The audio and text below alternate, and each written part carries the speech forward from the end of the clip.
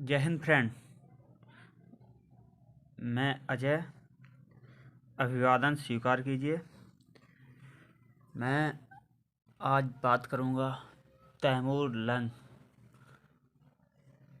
Taimur lung जिसे तैमूर या तैमूर भी कहा जाता है।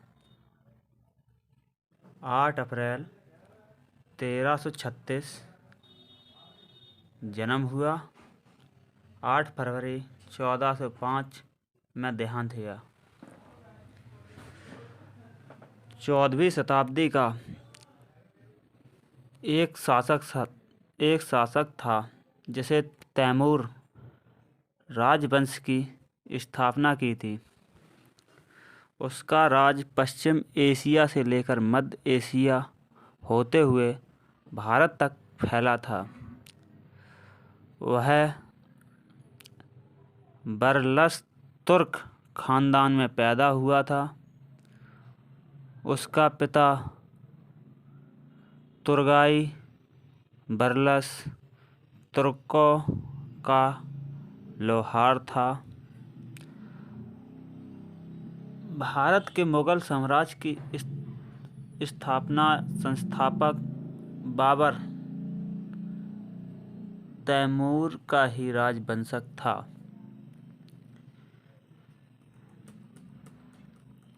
जैसा कि हमने बताया, तैमूर का जन्म 1336 में ट्रांस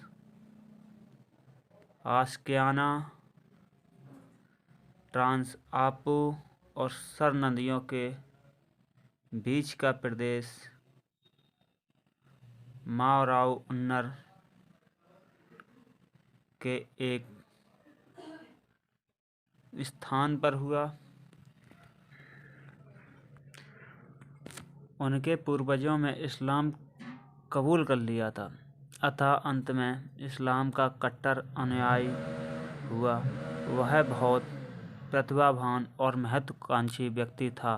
महान मंगोल विजेता चंगेज खान और सिकंदर की तरह विश्व विजय की कामना रखता था। सन 1369 में समरकंद के मंगोल शासक के मर जाने पर उन्हें समरकंद की गद्दी पर कब्जा कर लिया। इसके बाद उन्होंने पूरी शक्ति के साथ दिग्विजय पर चढ़ाई करने का कार्यक्रम प्रारंभ कर दिया।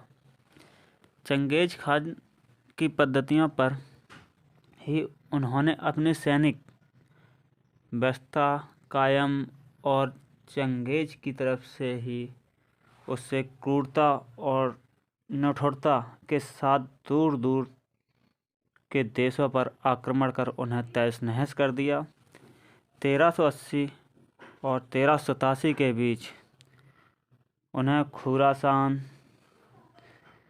अफ़गानिस्तान, फ़ारस, अज़रबैजान और कुर्दिस्तान आदि पर आक्रमण कर उन्हें अपने अधीन कर लिया।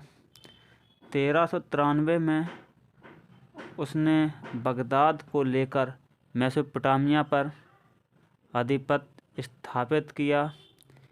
इन विजयों से उत्साहित होकर अब उसने भारत पर आक्रमण करने का निश्चय कर लिया, जबकि अमीर और सरदार प्रारंभ में ही भारत जैसे दूरदराज देश पर आक्रमण करने के लिए तैयार नहीं थे। लेकिन अब उन्होंने इस्लाम धर्म के प्रचार हेतु भारत में प्रचलित मूर्ति पूजा का विध्वंस करना अपना पवित्र ध्येय घोषित किया। तो उसके बाद अमीर और सरदार भारत पर आक्रमण के लिए राजी हो गए। मूर्ति पूजा का विध्वंस तो आक्रमण का बहाना मात्र था। वह भारत के स्वर्ण से आकर्षित हुआ था। भारत की महान समृद्धियां और वैभव के बारे में उन्हें बहुत कुछ बातें सुन रखी थीं, अतः भारत की दौलत लूटने के लिए उन्होंने आक्रमण करने की योजना बनाई। उन्होंने आक्रमण करने का बहाना ढूंढने की आवश्यकता भी नहीं महसूस हुई। उस समय दिल्ली की तुगलक सल्तनत फिरोज शाह के निर्मल उत्तराधिकारी के कारण शोचनीय अवस्था में थी। भारत की इस राजनीति दुर्बलता में तैमूर को भी भारत पर आक्रमण करने का स्वयं सुस्वर प्रदान किया। 1998 में प्रारंभ तैमूर ने पहले अपने एक पोते पीर मोहम्मद को भारत पर आक्रमण करने के लिए रवाना कर दिया। उन्होंने मुल्तान पर डेरा डाला और 6 महीने बाद उस पर अधिकार कर लिया। 13 अप्रैल 1398 में तैमूर स्वयं एक भारी सेना लेकर समरकंद से भारत के लिए रवाना हुआ और सितंबर में उन्हें सिंधु, झेलम तथा रावी को पार किया।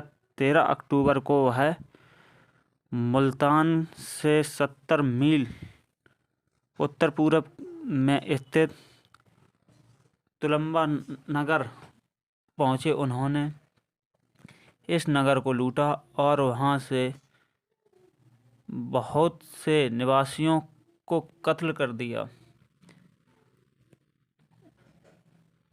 बहुतों को गुलाम बना लिया और फिर मुल्तान और भटनेर पर कब्जा किया।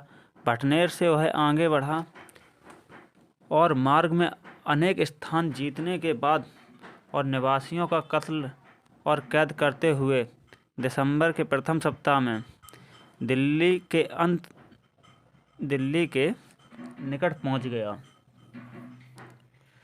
यहाँ पर उन्होंने 1 लाख हिंदू कैदियों का कत्ल करवा दिया। पानीपत के पास निर्मल तुगलक सुल्तान महमूद ने 17 दिसंबर को 40,000 पैदल और 10,000 अश्वारोही और 120 हथियारों का एक विशाल सेना लेकर तैमूर पर मुकाबला किया, लेकिन बुरी तरह से पराजित हुआ।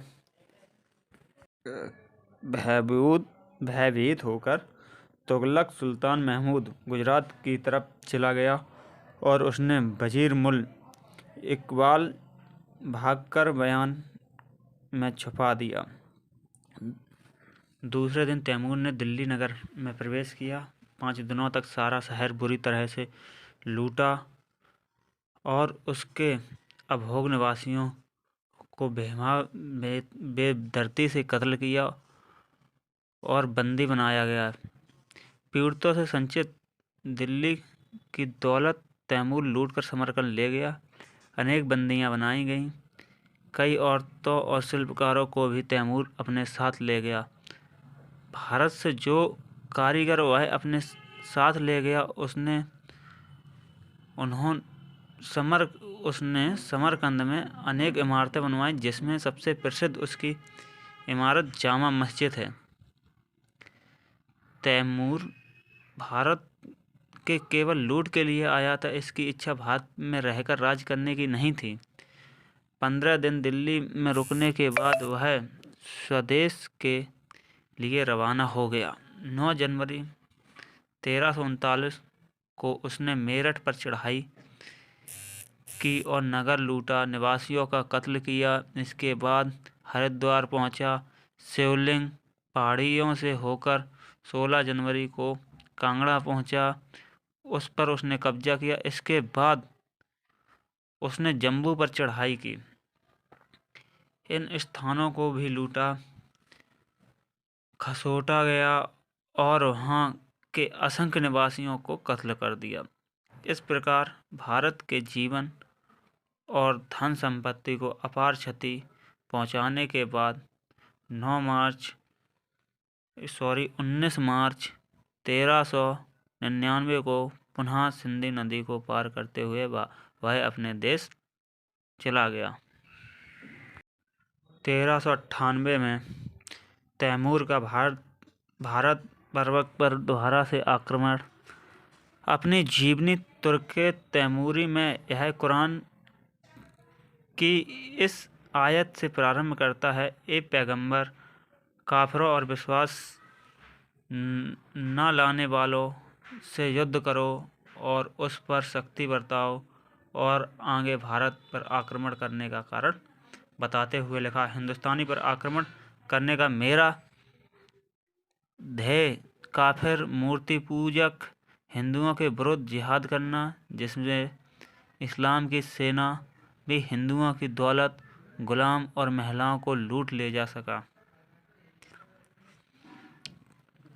वह कश्मीर की सीमा पर काटोर नागी दुर्ग पर आक्रमण हुआ। उसने तमाम पुरुषों और बुजुर्गों, जवानों को कैदी बना लिया और जो वर्षों से दुर्ग में इकट्ठा किया गया था, मेरे सिपाही में लूट लिया। मकान में आग लगा दी, इमारतों और दुर्ग भूमिसार कर दिया। दूसरा नगर सरस्वती था, जिस पर आक्रमण हुआ। सभी काफिर हिंदू पुरुष, बुजुर्ग, महिलाओं कत्ले आम कर दिया।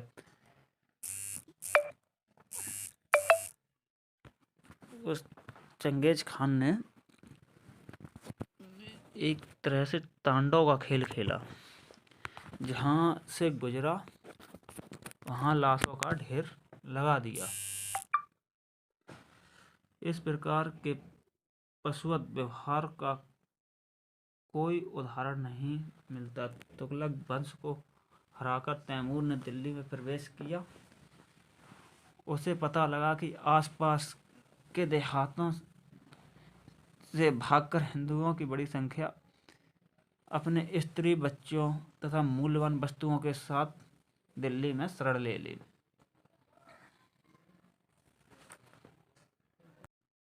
भारत लौटने के बाद तैमूर ने सन 1400 में अनातोलिया पर आक्रमण किया और 1402 में अंगोरा के युद्ध में ऑटोमन तुर्की को बुरी तरह से पराजित किया। 1405 में वह भारत चीन विजय की योजना बनाने लगा। उस समय उसकी मृत्यु हो गई। देखो,